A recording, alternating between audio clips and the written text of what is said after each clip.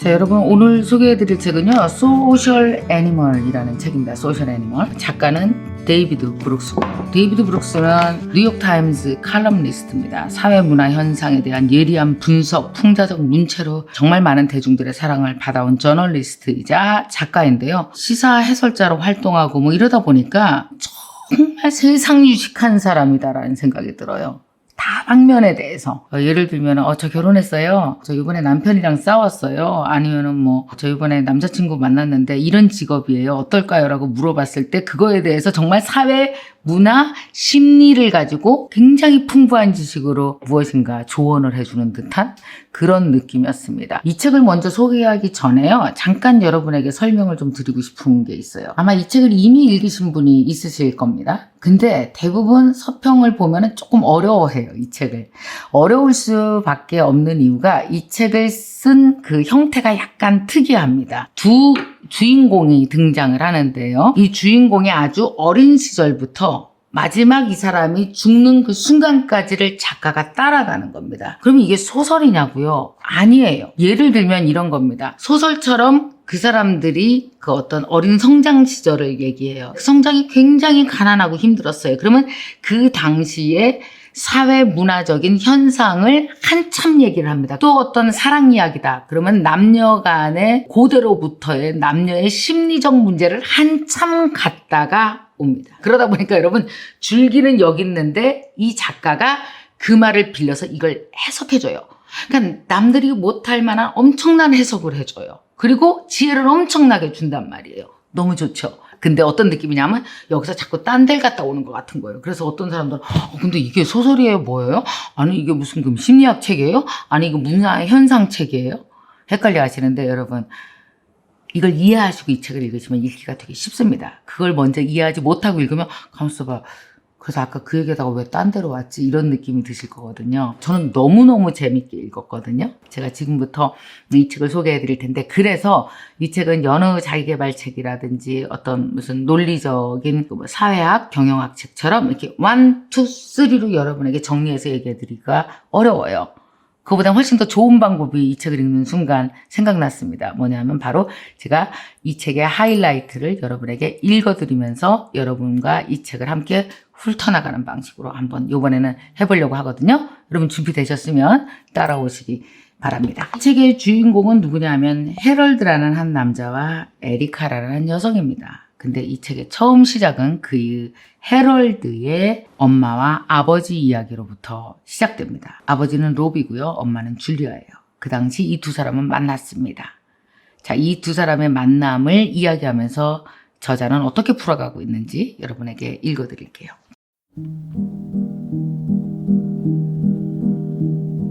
두 사람의 이름은 롭과 줄리아였다. 두 사람은 소개팅을 주선한 친구가 정해진 장소에서 처음 서로를 보았다. 대형 서점 앞이었다. 롭과 줄리아는 서로에게 다가가면서 활짝 미소를 지었다. 그때부터 두 사람 사이에는 원시적인 판단 과정이 작용하기 시작했다. 두 사람은 서로 다른 것을 보았다. 롭은 남자가 되게 그렇듯이 자기가 알고자 하는 것을 대부분 두 눈을 통해 포착했다. 홍적세의 남성 조상들은 여자는 다른 동물들과 달리 배란기를 맞아도 신체적으로 아무런 신호를 나타내지 않는다는 당혹스러운 사실에 직면했다. 그래서 임시 변통이긴 하지만 다산과 관련된 표식에 의지할 수밖에 없었다. 홍적세의 남성 조상들과 마찬가지로 롭 역시 남성들이 여자에게서 찾는 신체적 특성을 찾았다. 데이비드 버스는 서로 다른 37개 문화권에 속한 1만 명 이상의 남성을 대상으로 설문조사를 한 끝에 여성미의 기준이 전 세계적으로 상당히 일치한다는 사실을 확인했다. 지구 어디에 사는 남자건 간에 여자가 갖추어야 할 아름다움의 조건으로 맑은 피부, 두툼한 입술, 길고 윤기나는 머릿결, 좌우 균형미, 좁은 인중, 좁은 턱, 약 0.7의 허리와 엉덩이의 비율을 높이 친다. 롭은 자기 눈에 비친 그녀의 모습이 마음에 들었다. 뭐라고 딱 꼬집어 말할 수는 없지만 그녀의 몸가짐에서 풍기는 매력에 사로잡혔다. 그녀는 당당했다. 사실 자신감만큼 아름다움을 높여주는 건 없었다. 또한 롭은 그녀의 얼굴 전체에 퍼지는 미소가 좋았다. 그녀가 미소를 지을 때 두 눈썹 끝이 아래로 떨어진 것도 무의식적으로 포착했다. 눈썹 끝부분을 제하는 눈 둘레근은 사람이 의식적으로 통제하지 못하기 때문에 그녀가 짓는 미소는 거짓 미소가 아님을 알 수 있었다. 줄리아는 장차 인생의 동반자가 될 남자를 본 뒤 남자보다 훨씬 더 조용한 반응을 보였다. 세계 어느 곳을 막론하고 여자는 일반적으로 좌우 균형이 잘 잡힌 남자, 자기보다 나이가 많고 키가 크고 힘이 센 남자를 좋아한다. 이런 점에서 보자면 해럴드의 아버지가 될 남자는 일반적인 기준을 통과했다. 홍적세의 남자들은 여자를 한 번만 슬쩍 보고도 고를 수 있는 다산의 기준이 있어 어렵지 않게 짝을 고를 수 있었지만 홍적세의 여자들은 짝을 선택하는 과정에서 무척 애를 먹었을 것이다.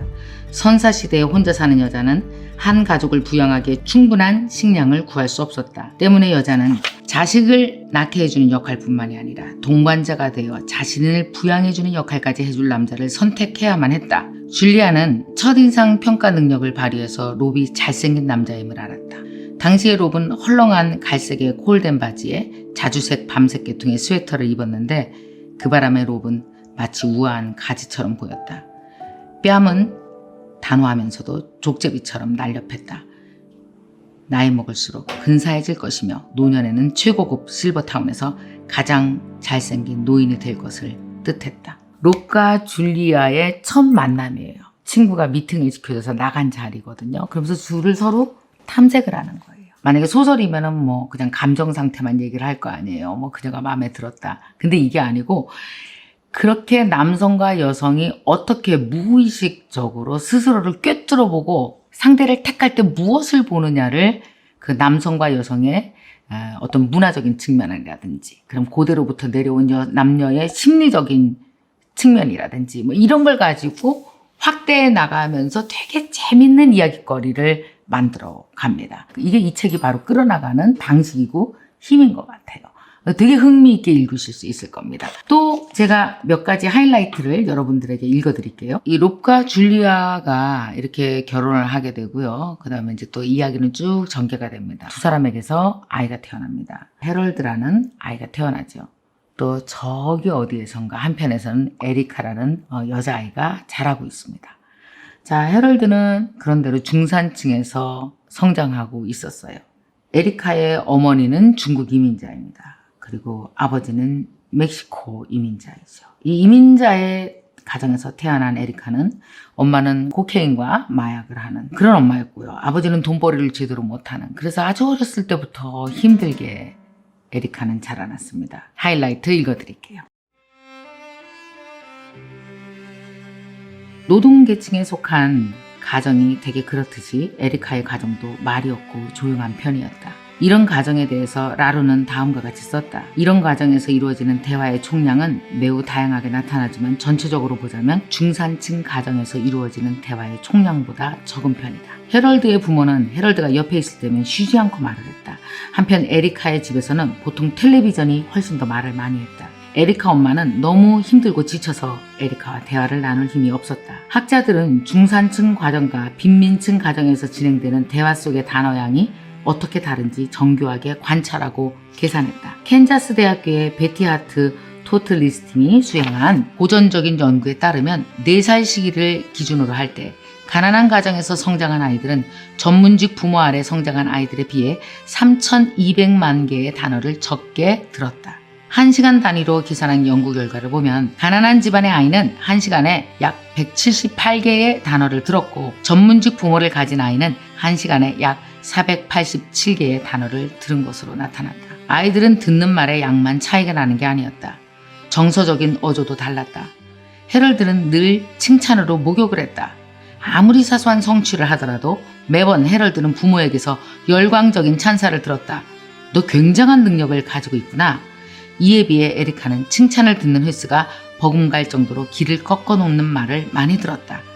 해럴드의 부모는 해럴드에게 쉴 새 없이 질문을 던졌다. 이 가족은 사소한 게임을 많이 했으며 가짜로 모욕을 주고받는 정교한 대결도 자주 펼쳤다. 부모는 해럴드에게 자신들이 내린 결정과 특정한 제한사항에 대해 끊임없이 설명했으며 해럴드는 부모와 자유롭게 토론하고 부모가 설정한 제한사항이 왜 잘못되었는지 말했다. 해럴드의 부모는 문법적인 오류를 바로잡아 주었고 덕분에 해럴드는 문법 교육을 따로 받지 않고도 문법을 뗄 수 있었다. 간단히 말해 해럴드의 부모는 해럴드에게 돈만 물려준 게 아니었다. 습관과 지식, 자기 계층의 인지적 특성까지 함께 물려주었다. 헤럴드는 유전자와 정력적인 교양 개발을 통해서 스스로 강화하는 대대손손 대물림되는 우월한 계층의 구성원인 셈이었다. 에리카는 이런 보이지 않는 강점을 대부분 손에 넣지 못했다. 그녀는 한층 더 찢어지고 갈라진 세상에서 살았다. 펜실베니아 대학교의 신경학자 마사 파라에 따르면 중산층 아이에 비해서 빈민층 아이의 스트레스 호르몬 수치는 더 높다. 가난과 가정불안은 개인의 무의식, 즉 자기 미래와 자기가 사는 세상을 인식하고 이해하는 방법을 바꿔놓을 수 있다. 어때요? 이거 제가 읽어드리는 거 읽으면서 생각이 되게 많아지셨을 거예요. 이게 엄청난 차이가 나는구나. 아이와의 대화에서. 이게 정서적인 것까지 물려주는 거구나. 이런 식의 어떤 지혜를 얻을 수 있는 게 이 책에서 꽤 많습니다. 에리카는 어떻게 성장했냐면요. 정말 독하게 성장했어요. 마약하는 부모 밑에서도 공립학교에 들어가서 정말 죽어라고 악바리처럼 공부했습니다. 그래서 결국은 대학에 들어갑니다. 자, 헤럴드도 잘 성장했어요. 이제 에리카는 대학을 졸업하고 나서 정말 스카웃돼서 좋은 컨설팅 회사에 들어갔습니다. 근데 들어가서 얼마 안 있다가 내 사업을 해야 되겠다라는 생각으로 경영 컨설팅 회사를 차려요. 그때 인력을 뽑습니다. 면접을 봤는데 그때 헤럴드가 나타난 거예요. 이 가난하게 큰 에리카가 사업을 창업을 했고 헤럴드는 여기에 이 일을 도와주기 위해서 직원으로 오게 되는 거죠. 그래서 두 사람이 만났습니다. 따로 사무실이 별로 변변치 않았던 에리카는 에리카의 집에서 헤럴드와 함께 일을 합니다. 점점 엄청 친밀해졌겠죠. 그러다 보니까 어떻게 됐을까요? 둘이 사귀게 됐을까? 안 사귀게 됐을까요? 사귀게 됐습니다. 그래서 친밀한 시간을 많이 가질수록 사귈 확률이 무진장 높아진다는 얘기예요. 이렇게 두 사람은요, 점점 사랑에 빠져서 결국은 결혼을 하게 됩니다. 드디어. 각자가 일을 하면서 이제 중년을 맞이하게 됩니다. 자, 중년에는 어떠한 현상이 벌어질까요? 헤럴드랑 에리카도 당연히 중년의 권태를 느낄 수밖에 없었거든요. 자, 중년의 권태는 또 어떻게 묘사하고 있을까요? 사람을 만드는 것은 관계다. 동반자 의식이라는 하이라이트로 들어가 보겠습니다. 대부분의 부부는 오랜 세월 함께 살면서 열정적인 사랑이 동반적인 사랑으로 변해가는 걸 경험한다. 열정적인 사랑은 사랑에 들뜬 두 사람을 정신없이 사로잡는다. 동반자적인 사랑은 더 평온한 상태이며 이 상태에서는 조용한 만족, 우정, 한결 부드러운 행복이 가득하다. 그런데 어떤 부부는 열정적인 사랑에서 동반자적인 사랑으로 변하는 것을 받아들이지 않는다. 1947년부터 1989년까지 58개국의 UN 자료를 보면 이혼율은 결혼 4년 차에 가장 높다. 그러나 헤럴드와 에리카는 그 시기를 잘 넘긴 것 같다. 결혼 20년 차쯤 에리카는 레이먼드의 뒤를 이어 인터콤의 CEO가 되었고 헤럴드는 수백 년 전 과거 속에서 살면서 책을 썼다. 그리고 다음 10년 동안 두 사람은 결혼 생활보다 직장 생활에 더 몰두했다. 두 사람은 각자 자기 일을 하는데 많은 시간을 썼고 또 각자 명분을 가지고 있었으며 두 사람의 삶에서 일 외의 다른 것들은 희미하게 사라져간다. 사라져가는 것들 가운데는 서로 의사소통하는 능력도 포함되어 있었다. 직장에서 확고하게 자리를 잡고 어느 정도 여유가 생기자 두 사람은 서로가 공유하는 부분이 생각보다 많지 않다는 것을 깨달았다. 그렇다고 해서 두 사람이 부부싸움을 한 것은 아니었다.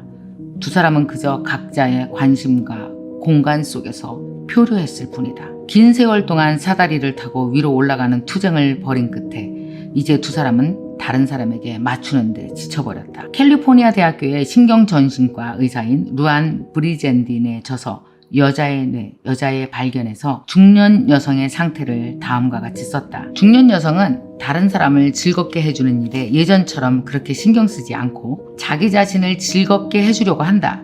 에스트로겐이 줄어들면서 옥시토신 수치도 낮아진다. 감정의 미묘한 차이에 관심을 덜 갖고 가정이나 직장에서 평화를 유지해야 한다는 의무감이나 걱정에 덜 얽매이고 친구들과 수다를 떨어도 예전과는 달리 도파민 분출량이 점점 줄어든다. 어린아기에 대한 보상으로 주어지던 옥시토신의 양이 줄어들면서 다른 사람의 개인적인 욕구에 관심을 덜 기울이게 된다. 한편 남자는 50대에 접어들면서 갑자기 예전보다 더 자상해지고 의사소통을 더 원한다. 아마 우리 중년에 겪는 모든 힘듦인데 이걸 또 이런 식으로 잘 정리를 해놨네요. 이런 식의 어떤 표현이나 해석이나 가져와서 알려주는 것들이 정말 재미있어요. 자, 이제 마지막으로 가겠습니다. 두 사람은 갈팡질팡하고 어려움도 겪고 경제적으로 어려움도 겪고 뭐 여러 가지 사건이 있었겠죠. 그렇지만 결국은 잘 끝까지 백년하로 하게 됩니다. 나중에 은퇴를 하게 됐고요. 시골에 가서 호숫가 옆에서 집을 짓고 두 사람은 살아요. 여러분이 세 가지 측면에서 이 책을 꼭 읽어주셨으면 좋겠어요.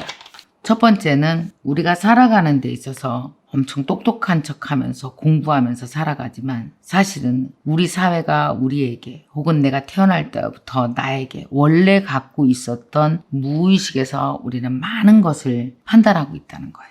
근데 그 많은 무의식이 어디에서요? 관계 속에서 어렸을 때부터 우리는 살아간다라는 겁니다. 무의식 속에 자리 잡은 내 관계에 대한 내 정체성은 어떤 것이었지? 한번 이 책을 통해서 살펴보셨으면 좋겠어요. 두 번째는 살아가는 내내 나는 관계 속에서 어떻게 나 자신이 성장했는지를 한번 보셨으면 좋겠어요.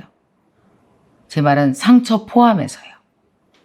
그리고 또 하나 반드시 봐야 될 거. 우리는 이 소셜 애니멀, 관계 속에서 우리는 혹시 내가 성장했는지 쇠퇴했는지 봐야 돼요. 그런 의미에서 여러분이 관계라는 하나의 큰 틀에서 이 사람들의 일생을 통해서 관계에서 어떻게 성장해야 되는지를 한번 이 책을 통해서 여러분들이 꼭 보셨으면 좋겠고요. 대단한 작업을 작가가 했다라는 생각이 들어요. 책 쓰는데 참 오래 걸렸겠구나. 여러분 소셜 애니멀 오랜만에 새로운 관점에서 한번 즐겨주시고요. 자, 여러분 어떠셨어요? 제가 이번에 좀 이렇게 하이라이트 리딩으로 해드렸는데 제가 이름을 따로 붙인다면 하이라이트 북드라마? 여러분이 반드시 알아야 될 것들, 맥락을 이해하는 데 필요한 하이라이트만 읽어드렸습니다.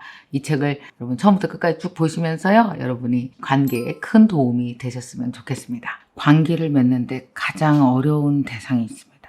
어떤 사람은 부모님과의 관계가 되게 어렵고요. 어떤 사람은 남편과의 관계가 어렵고요. 어떤 사람은 아이와의 관계가 어렵고요. 쉬운 인간관계는 하나도 없죠. 자, 오늘의 북 액션은 가장 지금까지 관계 맺기 어려웠던 사람, 왜 어려웠는지 이 책을 읽고 나서 그걸 좀 써보시기 바랍니다.